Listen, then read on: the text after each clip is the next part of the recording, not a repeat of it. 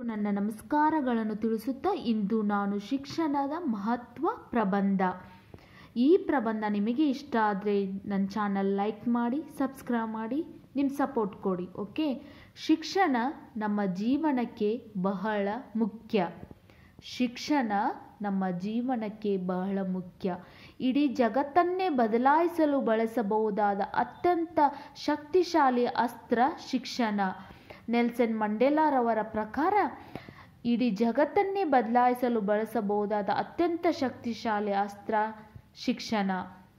ಭಾರತದಲ್ಲಿ ಆದಿಕಾಲದಿಂದಲೂ ನಡೆದುಕೊಂಡು ಬಂದ ಗುರುಕುಲ ಶಿಕ್ಷಣ ವ್ಯವಸ್ಥೆಯು ಜಗತ್ತಿನ ಅತ್ಯಂತ ಪುರಾತನ ಶಿಕ್ಷಣ ವ್ಯವಸ್ಥೆಯಾಗಿದೆ. ಶಿಕ್ಷಣ ನಮಗೆ ಬೇಕು, ಏಕೆಂದರೆ ಶಿಕ್ಷಣವಿಲ್ಲದೆ ನಾವು ನಮ್ಮ ಯಶಸ್ಸನ್ನು ಸಾಧಿಸಲು ಸಾಧ್ಯವಿಲ್ಲ. ಶಿಕ್ಷಣ ನಮಗೆ ಬೇಕು, ಏಕೆಂದರೆ ಶಿಕ್ಷಣವಿಲ್ಲದೆ ನಮ್ಮ ಯಶಸ್ಸನ್ನು ಗುರಿಯನ್ನು ಮುಟ್ಟಲು ಸಾಧ್ಯವಿಲ್ಲ.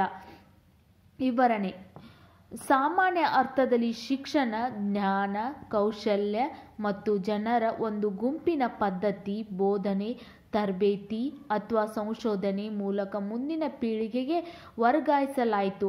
ಇದರೆಲ್ಲ ಕಲಿಕೆಯ ಒಂದು ರೂಪ.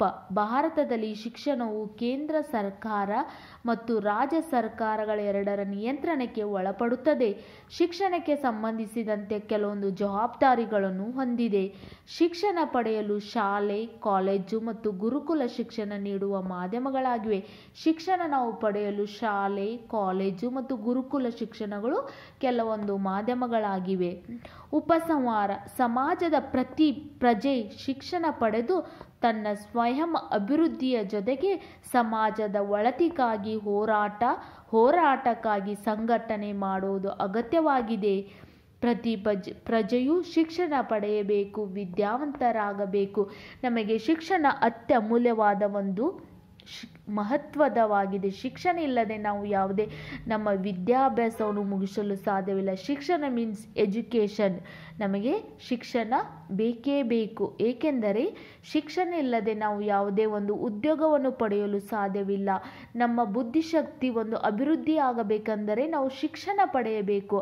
ಆದ್ದರಿಂದ ಪ್ರತಿಯೊಬ್ಬರು ವಿದ್ಯಾವಂತರಾಗೋಣ, ಬುದ್ಧಿವಂತರಾಗೋಣ, ಶಿಕ್ಷಣ ಪಡೆದು ಮುಂದಿನ ನಮ್ಮ ದೇಶವನ್ನು ಒಂದು ಪ್ರಗತಿಯತ್ತ ಒಯ್ಯೋಣ ಎಂದು ಹೇಳುತ್ತಾ ಇಂದು ನಾನು ಈ ಶಿಕ್ಷಣದ ಪ್ರಬಂಧವನ್ನು ಮುಗಿಸುತ್ತೇನೆ.